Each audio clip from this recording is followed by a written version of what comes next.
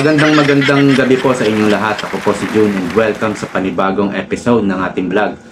Ayun na nga, ito pong bagong palingkerang spokes, bagong atakdog ng Malacanang ay bumanat ba naman kay Senator Chis Escudero o Senate President Chis Escudero.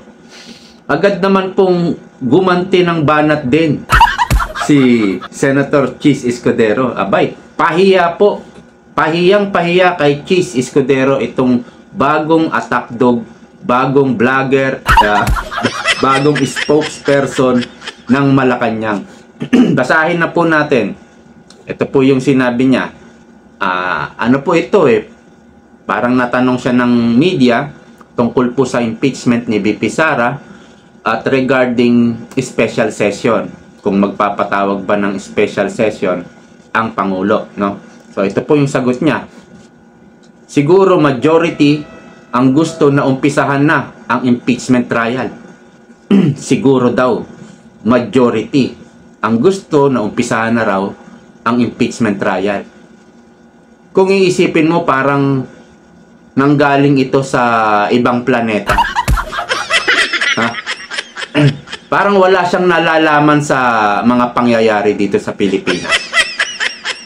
Hindi niya ba alam na may pronouncement na ang Pangulo dito na ayaw niya sa impeachment dahil matatali lang ang Senado dahil walang magagawa Dahil inaabot po ito ng 4 months to 5 months. Kung ito lang ang impeachment na gagawin nila, wala na po silang ibang magagawa na batas at kailangang trabahuhin ng Senado. Matatali po talaga sa loob ng 4 to 5 months ang Senado. Kaya ayaw daw ni PBBM dyan. So yun ang sabi niya, no? At isa pa, hindi naman ito makakatulong sa kahit isang naghihirap nating kababayang Pilipino. Hindi yata alam ng spokesperson na ito yung pronouncement ng Pangulo. At the same time, di niya yata nabalitaan yung rally doon po sa Luneta. 2 million po ang kataong pumunta ron at mayroon pa pong 1.8 sa Luneta at mayroon pa pong mga rally sa iba't ibang parte ng Pilipinas. Maabot po yun sa 2 million. Hindi yata nabalitaan nitong atakdog ng Malacanang at parang sinasabi nga natin parang nanggaling sa ibang planeta itong taong ito. 2 million nagrally at tumututol ayaw sa impeachment kay VP Sara. Tapos sasabihin niya, siguro kung majority ang gusto umpisahan na ang impeachment trial, nagpakita na nga sila doon sa Luneta na sila ang majority. Mas maganda sila ang makipag-ugnayan sa Pangulo. Sila ang sumulat. Ito matinding banat niya. Sila ang mag-request kahit hindi kumikilos ang Senate President. So, tinukoy mismo si Chis. Chis, hindi ka raw kumikilos, sabi nitong atakdog ng Malacanang. Ito naman po ang buwelta ni Chis Escudero, no? Patawarin na lang natin siya. Patawarin na lang natin, sabi ni Chis, no? Bago lang siya at baka excited pa. Kumbaga, excited daw itong taong to, sabi ni Chis. Kumbaga, na-appoint ako. Yusek pa lang yan. Yusek ng PCO. Para akong spokesperson ni Pangulong Bongbong Marcos. Parang tuwing haharap siya sa mga media, parang tuwang-tuwa siya, mayabang siya. Proud siya sa sarili niya. Ganon parang itinutukoy ni Chis na ganon siya, no? Nakakaligtaan lang siguro niya na siya ang tagapagsalita ng Pangulo. Na anumang sinasabi niya sa microphone o mikroponong yan ay galing sa Pangulo. Nakakalimutan niya yata yun or hindi niya alam or medyo mahina lang. Kasi lahat ng sasabihin ng spokesperson, magre-reflect yan sa Pangulo. At lahat ng sasabihin ng spokesperson, parang yan na din ang sagot ng Pangulo. Yun ang nakakalimutan yata ng taong ito. Na duda ko ang sinabi niya kabilang na yun ay galing mismo sa Pangulo. So duda si Senate President Chis Escudero na yan ay galing sa Pangulo. Marami na pong sagot ito na nagdidesisyon sa sarili niya. Nagdidesisyon po sa sarili niya. Yan po ang, kumbaga, mayroong tawag dito, maligalig. Oo, maligalig po siya. Yan yung pinakabagay na words para tukuyin siya or para i-label siya. Isa siyang maligalig na spokesperson.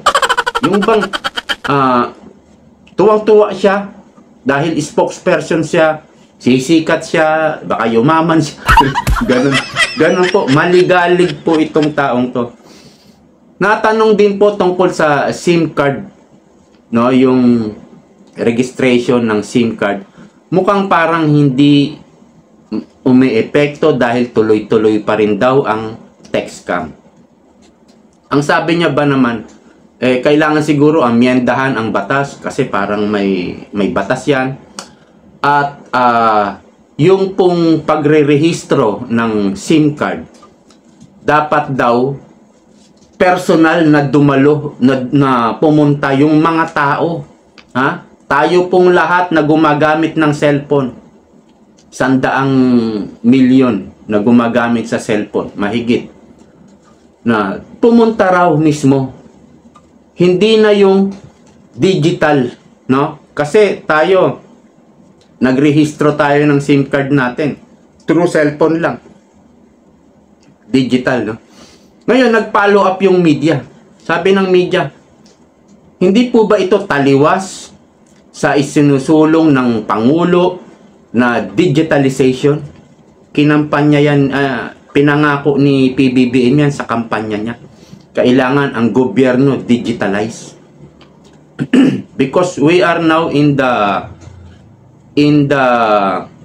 artificial intelligence age. Tapos gusto mo lahat ng gumagamit ng cellphone, pag magre-register ng SIM card, pupunta pa kung saan ahensya, kung saan pwedeng magparehistro. Yan nga ang sinasabi na ng Pangulo. Yan nga ang pangako ng Pangulo, digitalization. Masyadong masalimuot po yung naiisip nyo. Kasi daw, kaya tuloy-tuloy pa rin ang text scam dahil mayroon pong mga kababayan natin na nagbebenta daw ng SIM card. Nagbebenta ng kanyang identity. No? Ibig sabihin, yan ang nakita niyang solusyon, no? Kailangan daw, pag magre-rehistro ng SIM card, kailangan pumunta mismo. Parang sa LTO raw, magpi-fingerprint, tapos kukunan ng camera. Halimbawa, ginawa po natin yan. Ginawa natin yung gusto niya, yung suggestion niya. Kasi ang problema po, sinabi niya, binibenta raw yung SIM card sa mga text scammer, sa mga sindikato. No? Kasi kung bayaran ka ng 20,000, 30,000, baka masilaw ka. May mag-offer sa'yo, bilhin ko yung SIM card mo. 30,000. Mga barya lang sa sindikato yan. So, yun ang solusyon niya, yun ang suggestion niya para mawala na yung text scam. Pumunta raw yung tao doon sa mga pwedeng pagrehistrohan ng SIM card. Sa akin po, ang nakita ko agad, naisip ko, parang patanong po ito. Halimbawa, ginawa na natin yon, no? Nagpunta tayo mismo doon sa rehistrohan ng SIM card. Halimbawa, tapos na, okay na. Nakarehistro na lahat ng tao. Nasisiguro niya ba na wala nang magbebenta ng SIM card? Hindi. Sure ako. Hindi kaya nakakasiguro. Hindi tayo nakakasiguro. Alam nyo, naisip ko agad na solusyon dyan. Bakit ba nagbibenta ng SIM card yung ibang kababayan natin? Dahil nasisilaw sa pera kasi wala silang trabaho. Mahirap. Gutom. So anong solusyon? Para maiwasan yung pagbebenta ng mga kababayan natin ng SIM card. Trabaho. Pinakamagandang trabaho. Pinakamagandang suggestion niya. Trabaho. Yung ibang kababayan natin na nagugutom, naghihirap, pumapasok sa sindikato, pumapasok sa krimen, sa mga kabulastugan, pumapasok sa hindi kanais-nais na gawain dahil sa kahirapan. Ang dami na po tayong napapanood na mga bata nag-i-snatch, naghahablot ng cellphone, at delikado po yun pag hinabol nyo dahil tiyak may kasama po yun na matatanda. Mga palaban po yun. Baka pag hinabol nyo, salubungin na kayo ng saksak. Mahirap po. So yan po, kahirapan po yan. At lumalala na rin po yung kidnap for ransom ngayon. Meron na rin pong karnap. So nagbabalikan talaga. Yan po ang sabi ni Pangulong Duterte, nagbabalikan, droga, kidnap for ransom. Yung naputulan ng daliri, yung biktima na bata, ang amount na hinihingi ng kidnapper is $20 million. Dollars po hanggang sa bumaba sa $1 million dahil ayaw magbigay ng magulang. So yan po ang nangyayari. Tapos sabi niya, natanong din to dito kay palingkerang spokes. Nasabi niya, isa lang naman to Isa lang. Mas marami raw yung mga data doon sa panahon ni Pangulong Duterte. Mas marami raw. February pa lang, sabi po ng DILG, si Remulla, mayroon ng 8 kaso ngayong 2025. Ano sasabihin niyang isa? Walang alam talaga. Walang alam. Hindi nag-aaral itong spokes na ito. Ang tawag nito, press con. Nag-press con po si Remulla. Siya po yung secretary ng DILG. At pinresent niya itong accomplishment daw ng PNP or Anti-Kidnapping Group, AKG. At successful daw yung kanilang rescue doon. Okay naman. Successful naman. Ang problema, hindi po nahuli ang mga kidnappers. Yan po yung question. Naalala ko na naman nung nanonood tayo kay FPJ, kay Rudy Fernandez. Pagsusugod na si FPJ, sa mga sindikato, nagtataka siya, wala na, nakasibat na. Yung mga kriminal, mga sindikato, nakasibat na. Yung pala naman, ito is pelikula lang Yung pala naman, si Sandro Zamora, yung laging gumaganap na kontrabida yon, matangkad na medyo tisoy. Si Sandro Zamora pala, ay taga timbre. Doon sa sindikato. Dahil connected siya sa sindikato. Pulis po siya. Yung pala, bago pa dumating si FPJ, natimbrehan na nung kasamahan niyang pulis yung mga sindikato. So naisip ko, ini-explain ni Remulla na papalapit na raw yung mga pulis doon sa mga kidnappers kasi nadidetect nila yung SIM card, yung number ng cellphone na gamit ng kidnappers. Di ba meron na ngayon app na mobile number locator? Di ba? So, noong malapit na sila, mga metro na lang, ilang metro na lang, may nakita silang bata sa gitna daw ng kalsada, iniwan na kumbaga.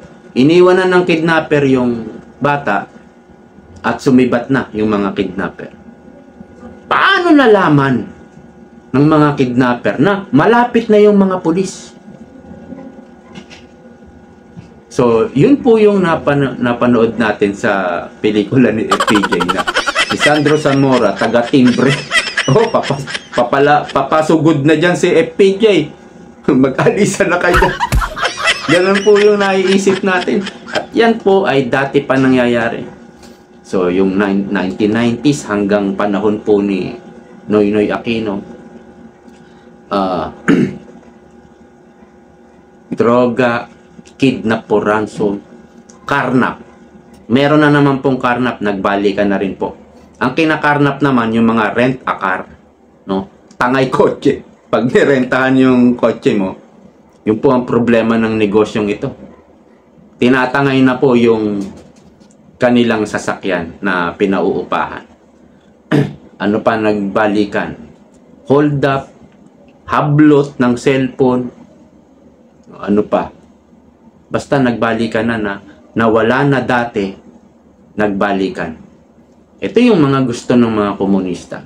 Gusto ng komunista, para meron silang ma-recruit, kailangan maghirap ang mga Pilipino. Bumagsak ang ekonomiya ng Pilipinas. Kailangan maraming magnanakaw sa gobyerno. Yan ang gusto ng komunista. Para meron silang ma-recruit. No? Kasi naghihirap na talaga yung nabubwisit na sa gobyerno, nawawala na ng pag-asa sa buhay, pupunta na lang, sasama na lang sa kanila, sa bundok, hahawak ng baril. Yan po yung gusto ng mga komunista. Dito naman po sa bumagsak na tulay, dito po sa Isabela, pag-usapan lang natin sandali. Ito palang tulay na to ay natapos noong 2023 sa panahon ni Pangulong Bongbong Marcos. At ang iisipin agad ng mga netizen, ng mga tao, ay siguro may korupsyon yang tulay na yan. Siguro tinipid, substandard. Iba kasi yung design eh. Bakal po yung ilalim. Hindi kagaya po ng mga skyway. Puro bato, yung pinapatong lang, no? Yun, napakatibay po nun eh. A1 finish po yun. Ibig sabihin, talagang perfect yun. Eh, ang design ng nakita natin, tignan ko nga sa picture. Ito po yung picture. Ayan, no? Hindi po ba't bakal sa ilalim? Bakal. Na-interview po yung isang engineer. Sabi niya, meron tayong batas kung saan maximum of 45 tons lang ang dapat dumaan dyan. Mga light vehicle. Kumbaga, yung 45 tons, mabigat na po yan. Ito'y medyo sariwa pa eh. Kakatapos lang eh. Kaya, meron silang signage na light vehicle. Ang problema, meron daw dumaan na truck na ang timbang ay tumitimbang ng 100 tons. 102 tons. Doble po sa maximum na 45. Mahigit pa sa doble. Yan po yung naging problema. Of course, iisipin din natin, baka tinipid nga, baka meron yung corruption dyan. Ano na yun eh, given na yun eh. Yun agad ang iisipin eh. Pero, gusto rin natin igalang yung mga engineer dyan na meron talagang pasaway na driver na kay bigat-bigat ng kanyang dala, dumaan doon.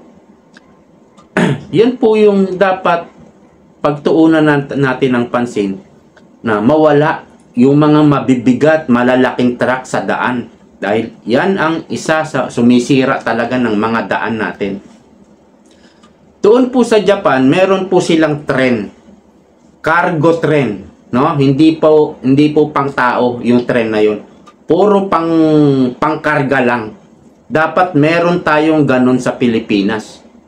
Mula north hanggang south. Tapos east-west. Dapat meron tayong tren. For cargo lang. Napakaganda po yun. Doon mo kakarga yung mga prutas, gulay.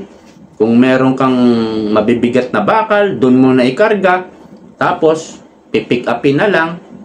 Doon sa, kung terminal yun, o doon ibababa sa may terminal na, ganun sana, no? So, mababawasan po yung mga truck na mabibigat na dumadaan sa kalye.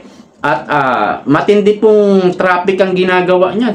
Lalo't maraming kalye sa Pilipinas, makikipot lang. Kumbaga, saktuhan lang yung salubungan. Pag truck ang nakasalubong mo, talagang magbabagal ka, pipinahan nyo yung isa't isa. Ang hirap po pag malalaking sasakyan, malalaking truck. Dapat mawala po yan. So, yun po yung isa sa naisip ng Japan na magkaroon ng cargo train. At least, may mga truck pa rin sa Japan, pero makikita nyo, maliliit na lang yung mga truck nila. Maliliit na lang. So, sa tren talaga kinakarga. At kung meron kang dalawang tren, no? North to south,